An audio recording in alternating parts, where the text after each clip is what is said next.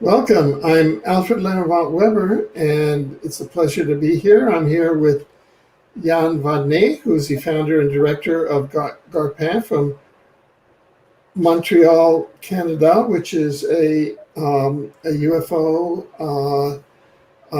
UAP group there, and we're waiting for Ananda Bosman to join us. And Eunice Howe, thank you. Eunice is here from Vancouver, Canada. And people are joining us both on Facebook and on YouTube. And people here from the Canary Islands, from Colombia, from various parts of South America, from Spain, desde España, saludos a todos. And so I'm going to ask Yann to introduce himself and introduce his group, GARPAN, and to tell us all about this academic and civilian ufological community's response to the UFO task force. We're starting to hear many responses for many, many reasons. And so, but this one is one that is quite amazing because it'll be in different parts of the world, representing different communities. In English, the Anglo community, representing in French, the Franco community, and the Hispanic community. And so over to you, Yann. Hi, thank you very much, Mr. Lambremont, to receive me. It's an honor. Hi, everybody. My name is Yann Vadnais. I'm a ufologist since 2009, and I have founded my group in 2012. Since then, we have become one of the most productive UFO group in Canada, mainly because we do investigation on a civilian side, but I'm also an academic, so I'm an editor. I have edited a dozen of ufologists, and myself, I'm doing historical work on ufologies. And since Canada is one of the... We're welcome. Ananda, Yann has just started, so he's in the middle of introducing himself and his group, GARPAN, and this whole effort. Go ahead, Yann. Yep. To briefly present myself and my perspective, since I'm not very well known in English world since, I've only written one book in English. It was in 2015, an illustrated catalog of the physical traces cases in Canada. So this is a simple way to present myself. I'm happy to join my effort again with Mr. Ananda Bosman for our new project that will happen August 21st. It's the second time that we join our force in an academic format, if we want to say, if we can say. Last time was in 2018. We had organized the second academic symposium on ufological research in Canada. The first time was in 1980s, so the second edition was 38 years later. It was necessary because since a couple of years we can cite the work of Paolo Toselli from the CISU in Italy, which have published a list of 350 academic theses on ufology. So we are working on that side because on the media it's mostly popular presentation, but we must the public must be informed that there's academic, historical, anthropological, folkloric, phenomenological research that are done, and then they need to be known to the world. Thank you. Ananda, do you want to introduce your part? We've said that this is this will be three-part, both in the French world, in the Anglo world, and in the Hispanic world. So perhaps you'd like to introduce your thank you. your Great component. honor and pleasure again. And Yann and I have been conferring the last few days. It's become ever more evident that as you are participating with the Spanish world, that we perhaps should invite you from being a media partner to joining into a trio effort with this international press conference. Thank you very, very much. I deeply appreciate that. Thank you. Thank you. Thank you. So a great honor. And this is becoming very broad sweeping now. It will encompass much of the Americas when the Spanish is there and Brasilia joins in as well with the Portuguese. So this is really fabulous. And yesterday's news with the Italians coming in with their academic research, stupendous. And also in terms of what has been now released in the US, the so-called 9-page piece, we are now very familiar that the real report, the full report, is classified. But as we've seen with the Black Vault, with John of the Black Vault, he has engaged the procedures through the Freedom of Information Act to get portions of that report declassified, which has about a 200-page annex to 70-plus pages, and which also has 40 minutes of film and high-quality photographs. And I think that the international academic and civilian ufological community should support that and perhaps band together to put further pressure on getting that classified report to the public. It was supposed to have more information to the public. So it seems that this is part of the game up ahead, and it's one of the things I want to propose and push up ahead. Excellent. There are quite a few people from Hispanic areas in the audience in the chat. Maybe I'll just take a minute or two to say hi to them. Is that okay? Perfect. By you. Buenas, quiero decir algunas palabras acá. Estamos con Yann Vadnais y Ananda Bosman, y esto es parte de una conferencia de prensa sobre fenómenos aéreos no identificados OVNIs que vamos a tener el 21 de agosto de 2021. En respuesta al informe del grupo de trabajo del Pentágono que se dio hace varios días, reunido de todas las ramas del gobierno de los Estados Unidos, que en fin dieron 100 y pico casos, y todos los casos no son casi nada, ¿no? Pero hemos identificado 3 grupos principales de la ufología. El primero estudia la hipótesis extraterrestre, el segundo representa los investigadores civiles, científicos y académicos, y el tercero adhiere estrictamente a la ufología militar. Así que estén todos listos y atentos para el 21 de agosto. Muchas gracias. Okay. I'm going to leave it to you, Yann and Ananda, to really see how you want to organize your presentation today. And we have an unlimited amount of time today. So I'm just going to let you carry on, whoever wants to go forward and make a presentation here. So thank you. Well, in the previous presentation of the press conference event, Yann and I have been discussing the three main branches, which you just translated beautifully into Spanish, of ufology.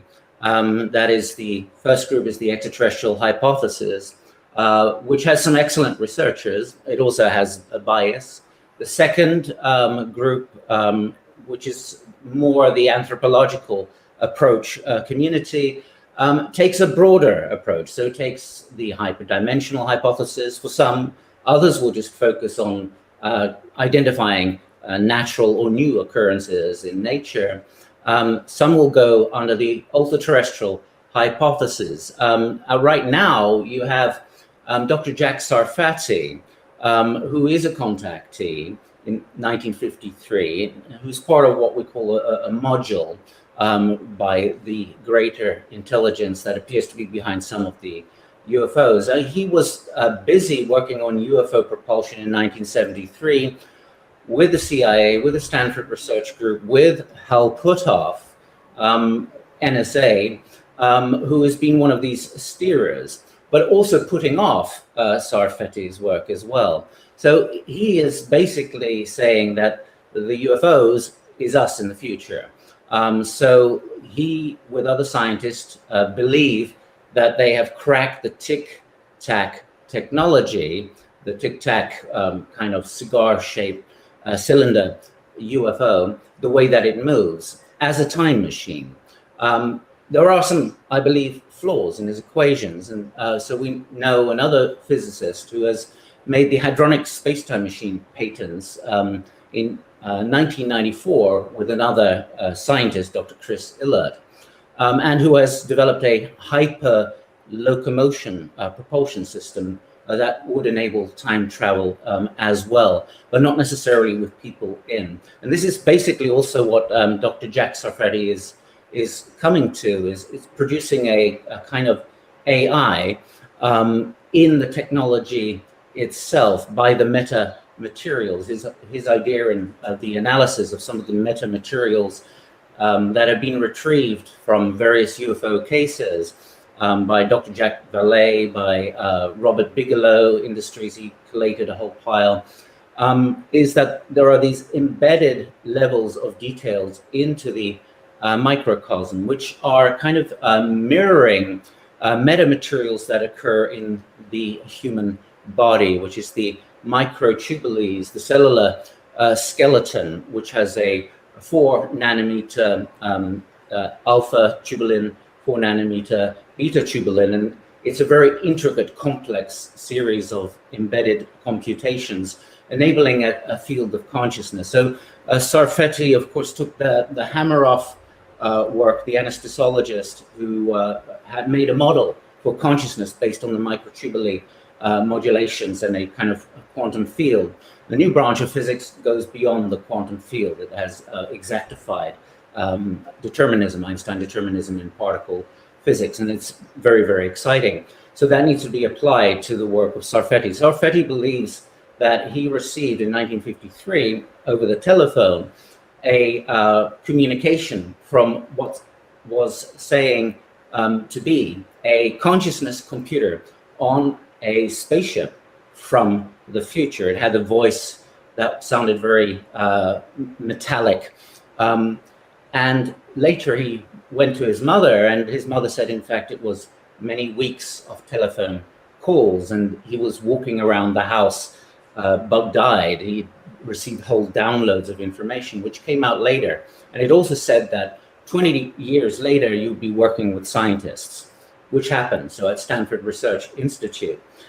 So then he would be poo-pooed here and there as he was making progress, and he got contracts with the government.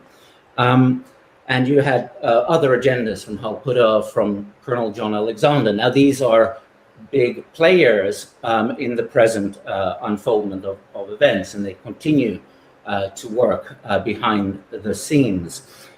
So with Sarfati, he believes then in the future we will develop that tic-tac technology, and it will go back to 1953, and that would come under the ultra-terrestrial hypothesis. However, once that would begin, one set of time travelings, it no longer can be pinpointed to the future. It can be pinpointed to any particular time. The metamaterials slow down the speed of light fractally and recursively. So you need very small amounts of energy to produce the warp field, where there is no actual speed. There is a warping and a falling into a field, which enables one then to pinch time and space in any particular time or space. So that could account for all the varieties of UFOs we see, from many kilometers in size ships to tiny spheres, all kinds of different models, all kinds of different humanoids, that time and space opens up. That's the ultra-terrestrial hypothesis. We have another, which is the superconscious or the superintelligence hypothesis, which we have covered in 2 pieces on Exopolitics TV. So good. Yes, Yann.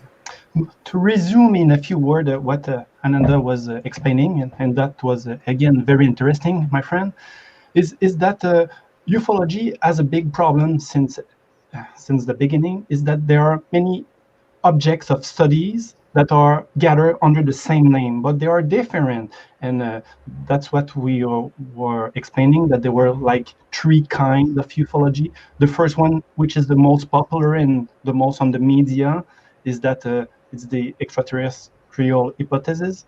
But the second one, which Ananda and I represent more, and we concentrate on different objects also, it's a very large, the second kind of ufology. For example, Ananda was speaking about what we call in French the phone call tricksters, and sometimes it's the dead people that are calling the living. So he explained just an hypothesis that it could be what he just said, but on a phenomenological side, or on the hermeneutical side of the reality, the reality of life is absolutely magic. So we don't understand everything. There's a lot of anomaly that can be found there. Also, the third one is the military side, but we could also add a fourth ufology that is strictly scientific. It's what we call anomalistics. It's the research of anomaly in the physical science, like geology, meteorology. Well, I would suggest the scientific part is actually underscoring all 3, because you have great scientists in all 3 branches of ufology who apply the scientific method. So in the event that we will organize next August, we welcome all these different discourses, because we cannot restrain the ufology revelation by the Pentagon recently only to the first way of explaining it as extraterrestrial. There's a lot more mystery, and there's a lot of research on their different scientific objects that needs to be more known by the public. Yes, I mean, I'm not sure whether we lost Ananda or not. There we are. Oh, here we are. Good. Yeah. Good. Yes, these are all very, very interesting points. How you've been following the worldwide comments since the Pentagon came out with their report. Could I get from each of you your views as to what the commentary is so far? Well, nothing surprising. Colonel John Alexander said, expect the bare minimal to be in the public report. But it is several steps further than before, because they admit they have 143 unidentified cases, 80 using the latest advanced equipment since 2019, and then since November 2020. So this is brand new technology that is being used to capture these objects. And of course, 18 of which have these exotic propulsion systems that requires a new physics. We don't have our hands on those cases. That's the only thing. We have to deal with the 3 or 4, 5 maybe leaked films, which are not very, very good. And there is the other data. So what the ufological community must do together, whether you believe this is all secret, covert military work, and that's important to pursue. There are it's of tremendous importance that a scientific approach is following that third module through and through as well, but that we, in concerto, make sure that we get portions of that data and make a case, an academic case, a case for civilian humanity to have that material. And we must put aside some of our differences, because there is poo-pooing between the extraterrestrial hypothesis world and the anthropological world and those who follow strictly militaristic ufology. We've got to put that aside and be more open-minded, but using the academic logistical reduction system, and work with those researchers also who have been working legally, who've been working with Freedom of Information Act requests, which was, of course, pioneered in the 70s by Citizens Against UFO Secrecy, before they had their court cases on the CIA, the DIA, eventually the NSA. Those agencies said, we don't study UFOs, we don't have documents on UFOs, it's ridiculous. They go back to 1952 Robertson panel, where little green men are suggested as the reality behind UFOs. And of course, there was Bruce Maccabee, the Navy physicist, who started it with the FBI. So that was a historic unfoldment, and it was published and made public in Clear Intent in 1984. It was a milestone book because it suddenly showed UFOs are a reality to the intelligence community. Of course, in the research community, we know it goes way, way beyond that, but there are small public steps that have to be accredited and made clear. So that was one of the reasons why I also put that into the anthology of significant ufological proceedings, because there was before and after Citizens Against UFO Secrecy, some very fine lawyers in that. And now we have the Black Vault, who's been working quite hard for quite a few years with the Freedom of Information Act process. And he's now focusing on that classified report, which initially was supposed to have much more going to the public. Very good. Could I ask you a question to see where you, Yann and Ananda, would classify the work that we in the exopolitical community do? Exopolitics was officially recognized as a new word in the English language in 2005. Our book in Exopolitics was published in the year 2000, and in 2005, the first trade book on exopolitics came out. So we've been recognized as a science in the same way that anthropology exists, political science, et cetera, et cetera. And the way that we've approached it is as a research science. For example, we spent a great deal of time interviewing whistleblowers from the secret space program.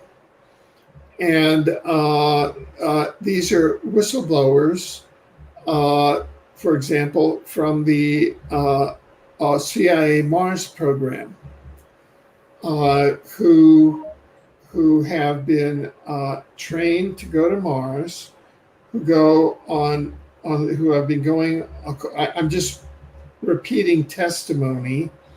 That's a summary of. We have about testimony from about 10 separate Mars astronauts who went to Mars under this program, some of whom have status as NASA astronauts also, and who used the Mars Jump Room program, which is kind of a teleportation device that gets you to Mars, from Earth to Mars, in about 20 minutes. And there are secret bases on Mars with the early building of these bases were done by these Mars astronauts that went there through the jump room programs. and that were done in cooperation with the Mars human population, which is, there are genetic cousins. There are about 1 million Martians that live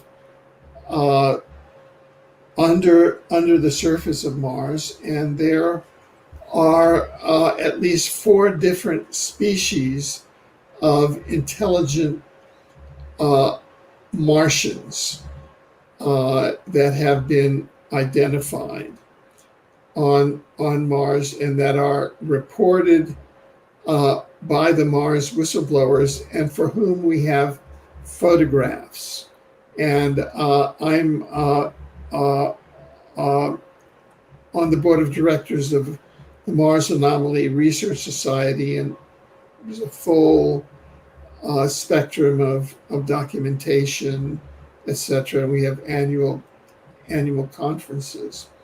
So, so the question is, how does this body of research, which is inside the science of exopolitics, intersect with the science of ufology that you're just describing now?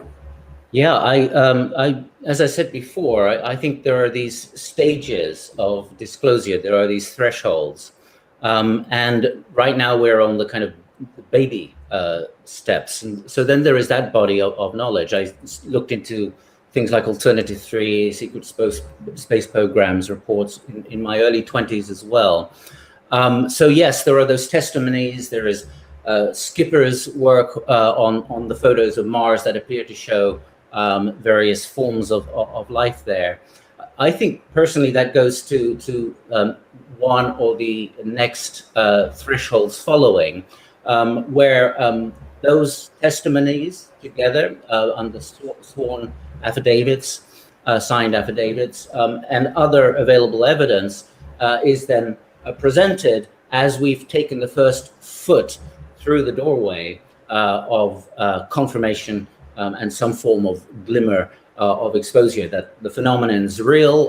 There are different ways of looking at it. We'll look through the different compartments, and those different compartments can be also applied to the body of data relating to secret space programs, portals. Some of the descriptions of the portal technology, I see flawed physics in there, and that's why people like Rogero Marie-Santillius introduced a brand new branch to science, dealing with the insufficiencies of quantum theory that the German scientists had pioneered, disregarding other sciences. Einstein was, Rosen and Podolsky were giving strong objections to quantum theory. It was insufficient. That has been addressed and has been exactified, restoring Einstein determinism. So one can also begin to analyze the details of the so-called portal technology. And is that real, or are the flaws there, or is that how they were briefed? So that's a whole other area. We see with testimonies like Bob Lazar, Dr. Dan Barish, they're in different compartments of the US government, and they get different types of briefings. It seems the briefings they get, some of the project names are switched and some of the details are switched, so they can trace where the leaks take place. So it requires a great deal of analytical analysis and overlay over these kind of testimonies of secret covert projects. What we saw with Robert Hastings' work was excellent, with 120 ICBM officers having sworn affidavits to having experienced UFOs at nuclear missile silos. Unfortunately, only 9 of those sworn affidavits are available to the public. All 120 should be in the public domain. But that was a very good approach. So the sworn affidavit approach, getting as much of the facts and memories solidified in testimonials, and then standing behind your testimony under penalty of perjury, this sworn affidavit. So that's how I kind of view that. Yes. Very good. Yann, do you have any thoughts on how on how the exopolitics with the whistleblowers from the Mars colonies fits into the ufology research that you want to add. Yes, I would answer that I think exopolitics is a very vast subject also, so much so that it pervades all three kinds of ufology we just described.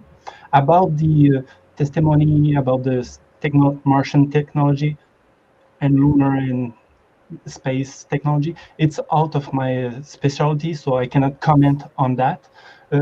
But I insist that there's already a diverse phenomena here on Earth that are very fascinating, that are changing a lot of the witnesses. Sometimes there's physical traces. There needs to be studied rigorously, and that's on what I'm working for. So for the rest of the interview today, I think we should present the scope of our event in next August, which country are already participating, and what kind of discourse we will show that day. Very good, very good. Yes. Onward. Great. Go ahead. So I would suggest actually that Yann Vadnais can begin with some of the people that will be in Montreal, like Chris Stiles, who's a fabulous researcher who has incredible evidence. Please. Okay, so the plan of the August 21st event is that there will be a simultaneous press conference in many cities on several continents. On my side, I will be in Montreal with other Canadian colleagues, and the event will begin in each city the same way. The organizer will speak to the journalists present and will address the audience on their platform on the web. And after that, we will show a montage video of about 75 minutes of all the participants of that event that will happen in 5 weeks. So the participant must send us a short video, 4 to 6 minute discourse that should be illustrated, but it must be pre-recorded so we can receive it in advance for August 12th. That will let us about 10 days to make a good montage with all the discourse. So we will show that on the day. It will be the same montage in each city. For now, we have Vancouver, we have Montreal, Paris, and in the next few days there will be other confirmation from other countries. We have already participants from many countries. I can say Brazil, France, Italy, Spain, United States, and others. After we will show the video, we will be able to answer the journalists that will be on each side and maybe to correspondence from one city to the other. So that's the plan. And also there will be the French television studios that will be hosting in Paris. And this is a multi-metropolitan press conference. It's something quite unique. It's a unification of much of ufology. And in this way, the journalists in different countries can ask questions of each of the panel specialists, which is an important first step in getting this academic ufological movement breathing into reality. So, but there are some very pertinent quality ufologists that are going to be presenting. And could you say something, Yann, about Chris Stiles, because he's a fascinating researcher? Yeah. Chris Stiles, for now, is one of the most known ufologists from Canada. He was active in MUFON and was often invited in the United States. He has a field of expertise on the UFO cases from Eastern Canada and United States. He have published several books. One of the last one is From Impact to Contact. So he is open as much as on the physical proof side with the authoritative testimony like policemen and the army, and is also sensible to the more mysterious side of this phenomenon, that there's a kind of intelligence that enter in contact with the consciousness of the witnesses. On my side, to be brief, my hypothesis is that that intelligence is not really independent. It just manifests in connection with the consciousness of the witnesses, and it's also conditioned by the environment, and not only the physical and environmental environment, but also by the temporal series of events that the intelligence seems to be aware of. And Mr. Stiles also got a UFO fund to get physical or documentary evidence of a Canadian governmental attempted retrieval of a UFO, which is still apparently under the ocean, producing also anomalistic signals, which is kind of a milestone. And note, well, perhaps the Brazil files has elements of such quality, but he, as a researcher, took that very far. Yes, please. I will just add that Mr. Stiles has promised that he will reveal official document on that day. He won't be the only one that will make revelation on August 21st. There's also José Bouillon from a French group that will show a very big disclosure. You can be sure of that. That sounds wonderful.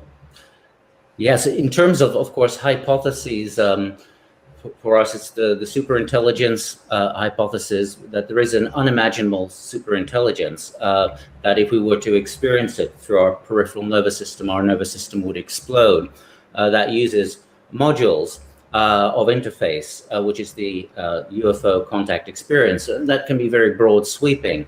A module can affect many different people. It can have positive, it can have negative modules, and everything in between. There are very clear commonalities between as well. The other aspect we been working on was dialogues with the cosmos. As someone who's had repeated exposure to the UFO and UFO contact and consciousness starting as a teenager, I've also had a lifetime to reflect about how do we make this practical, scientific, how to get scientific data. Without it becoming, without getting caught in the UFO cult problem, which is a very significant problem in ufology. So demystifying the mist of UFO cults. So we started bringing new equipment into the contact sites. We've had experiences in many different countries, and there are commonalities that occur in the UFO manifestations. And so our aspect was focusing on consciousness, coherent protocols, as we presented at the University of Montreal. So what is the science on maximum sustained coherence, a compassionate heart state? How is it measured with biofeedback? What is it able to practically do? Well, it will decrease the stress hormone, increase DHEA levels, and the general quality of life, de-stress people. Does it affect DNA? Well, yes, 27 years of research by the HeartMath Institute, where people in a coherent, sustained heart state that is measured by biofeedback, then focused with will intent on DNA samples, producing a will change, which was over the placebo effect. And Dr. Ventura took that further. Then in the work of the Hessdalen research project in Norway, which include Professor Erling Strand and 5 different governments, they had extreme low frequency measurement equipment. And every time the Hessdalen light UFO phenomena would manifest, they would get an approximate 8 cycles per second extreme low frequency signal. And then the UFO would take on plasma, would become solid, would travel at different speeds, 30,000 kilometers, and then 180 degrees the other way. Spectrum analysis would be done by the Italian scientists of SETI, and they would find the rare earth element scandium. So this is something that was able to take on matter and take on extremely rare earth elements, which do exist in that region of Norway. Also, one of the scientists flashed a laser at it, and the UFO responded with the same amount of flashes. Now, 8 hertz happens to be also the peak in the heart in coherence, and that also entrains the brain at 8 cycles, which is the most significant thought space there is the most creative space, because one is in all dendrites of the brain at 10 to the power 12 bits of information per second. It's kind of holism. So anyone who's having inspiration is in a kind of 8 hertz state. So the heart then was found to entrain the brain in that most significant state. Sustaining both at the same time and focusing that as a laser on a UFO at a site high up in the Alps or high up in the Whistlers here in Canada, when a protocol has been done where a group is trained in sustaining coherent heart and mind states, and then engages that together with the intent to get a dialogue, which is what we've been doing.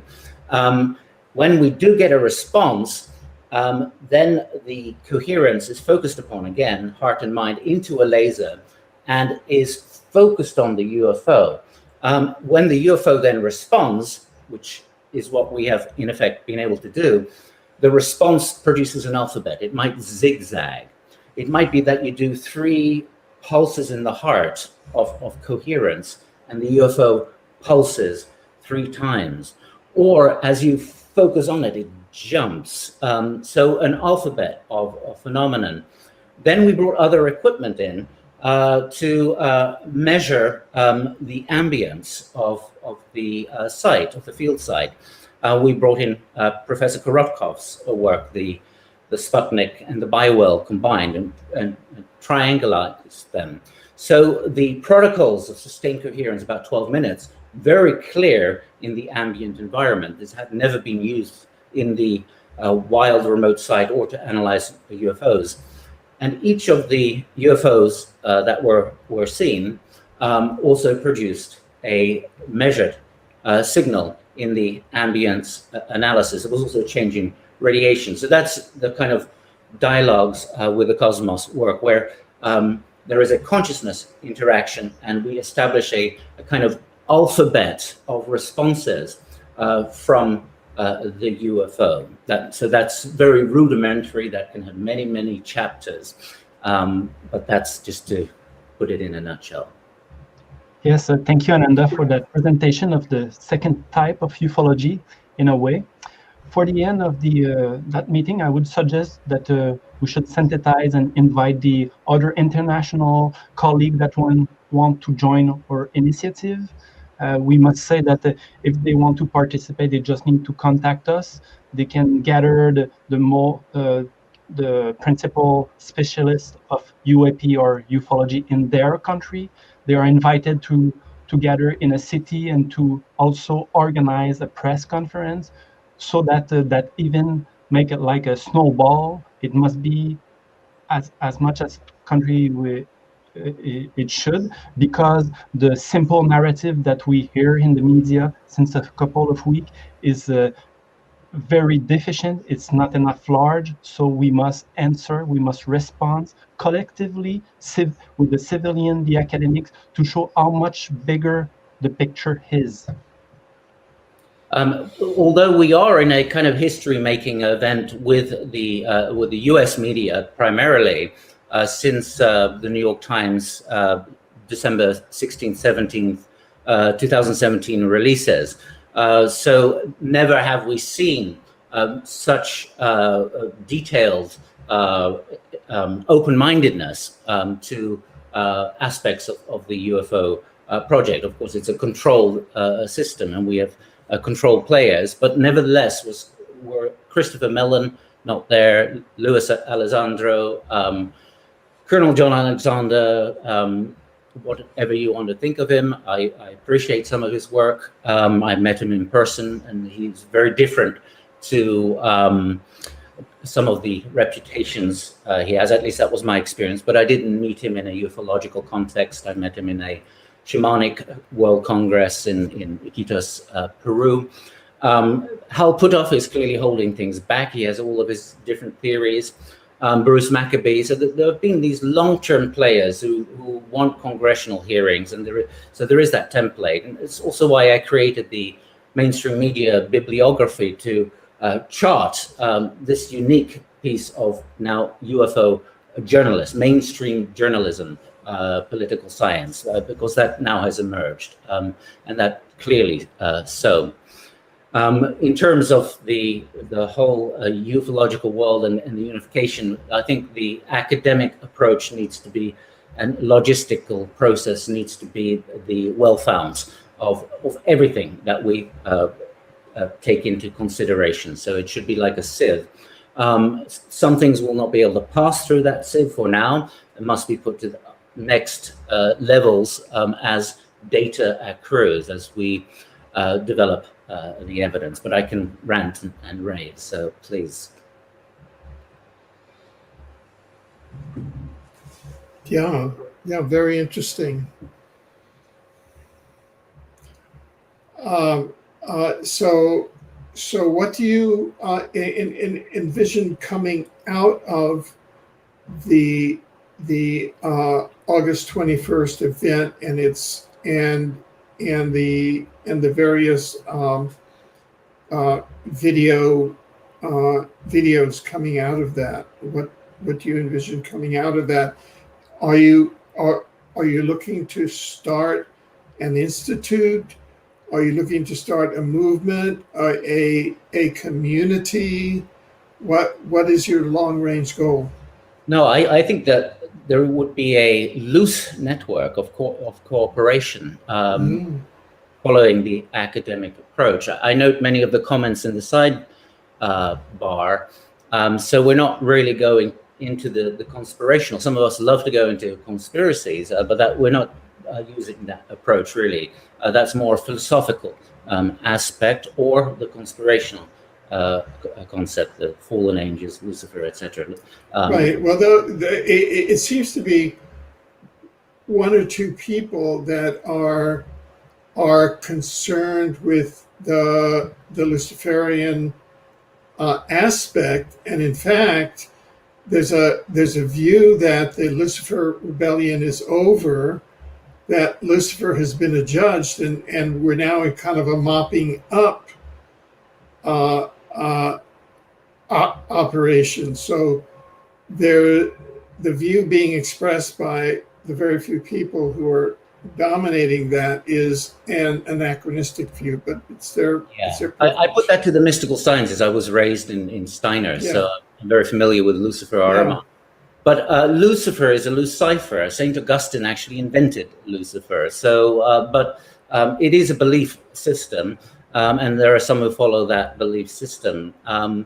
But so that goes to the mystical sciences, and if one goes to the etymology of the angels, it doesn't go to the Bible or to the Hebrews or just even to Sumeria. It goes to much older civilizations, the Sarasvati River Valley culture, which has clear architecture and civilization 14,000 years before present, when you follow that academic field, and who state that they received their sciences, their wisdom, from non-human origins. And this includes the Angirasas, and the Angirasas is the root etymologically of angelos. So this is mystical sciences, and this is a facet I explore in great detail. But with this present effort, we are looking to get the three branches of ufology unified and excel academically, produce papers that can be tested, and that will accelerate progress for humanity. Ufology is a tiny percentage of mankind. It's a really teeny little bit of mankind, and that needs to expand, and the awareness of its grand scale needs to expand. Another thing is we will be using 950 mainstream media contacts that were given to us by Science for Sage magazine, Karen Elkins, very kindly a couple of years ago, So when our reports are ready in the final form, that will be done. So 950 mainstream media personnel, individuals, specific individuals, will be contacted and will be given at least the Zoom link and, of course, the address and date and time. We will also need to be fundraising for further media statements. So Alfred is generously is going to be donating one of the media statement packages. But after that, it's going to be $50 for each media statement. So we do want to get a media buzz on this so that the media sees it's not just the Pentagon that has a voice here and these few experts associated with them, like Luis Elizondo, Christopher Mellon, who we see again and again. But there is a massive series of academic, civilian researchers who have a voice in this as well. They exist, experts exist, and that's also where we want to bring some attention in this. Yes, on my side, to conclude in one sentence, is that we want to gather experts on ufology, that they consider that their voice is not enough heard beside the popular mainstream ufologists. So if you consider that you are doing good work and that you are not represented, contact us and we will make sure that it will be known. Yes, exactly. Very good. Well, we've been on for about on live for about 15 minutes. How are you feeling? Do you want to present longer, or is there more material, or how are you feeling? On my side, I think 15 minutes it's enough long just to present. Anyhow, in the next week, we will make update about the new country that are participating. Oh, good. People will show that it will snowball. So okay. You will hear about it. Good, yeah. Good. And in Canada, although it's summer, we do know about snowballs in the winter, even though the climate is shifting a bit.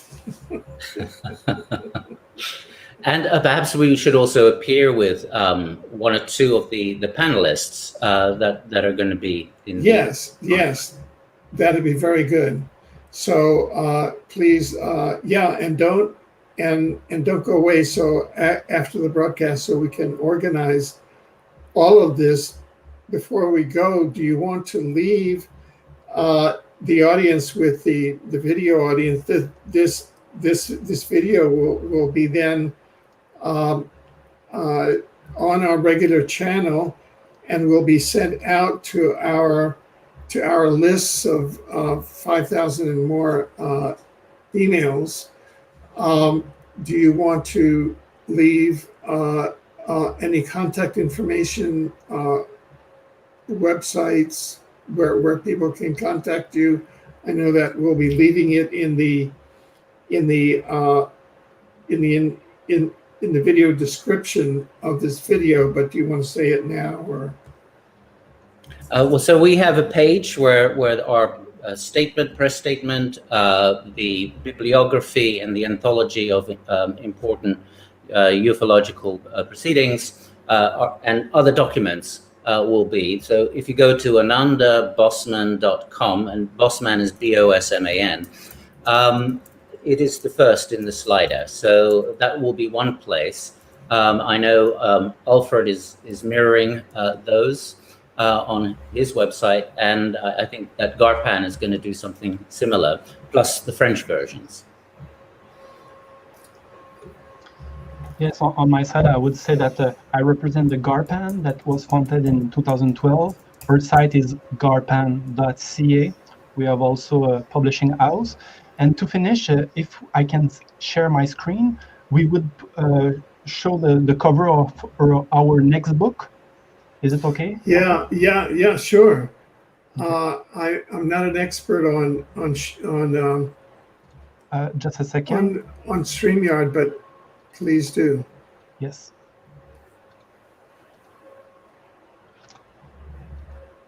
can you see my screen? Yes. Let me. There we go. Ah, Wonderful. Okay, Yann is the expert. He knows how to do it. Okay, just to say that we have done an event last November. It was the 2020 Canadian Ufology Summit. As you can see, we had gathered much of the Canadian ufology with a well-known name. But what I want to insist is that book that will be published in French next month, but that will be published in English next year. It's the conference proceeding of the symposium I was talking about at the beginning of this interview. As you can see there, it will be introduced by Jacques Vallée and his colleague.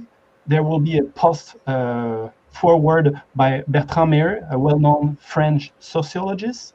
And it's a collective book with people from 9 countries, with a famous name like Ballester Holmos, Fabrice Bonvin, Ananda Bosman, Mike Leland, and many others. So if you are interested by that book, you can find it on our sites. And it's a significant book of proceedings because it's gone through a scientific steering committee. So it's gone through the peer review process. So that is a unique item in terms of Canadian ufology, the synthesis of the second academic UFO conference of Canadian ufology. So that's a milestone. It's the beginning of what needs to be charted up ahead. So that was organized by GARPAN in October of 2018. Very good. Oh, Yann, thank you so much. That's the first time that I've ever seen a share screen on StreamYard. So you've mastered the art. Thank you. And thank you very, very much to receiving us. And another thing, yes, GARPAN has managed, in cooperation with other ufologists, is that now in the UFO summit of last fall, the Canadian Space Agency will be working with GARPAN and other Canadian ufologists. So that's ahead of the US, because now there's talk that NASA needs to be the one who's interfacing with the civilian academic sector. But it's already been done, established in Canada.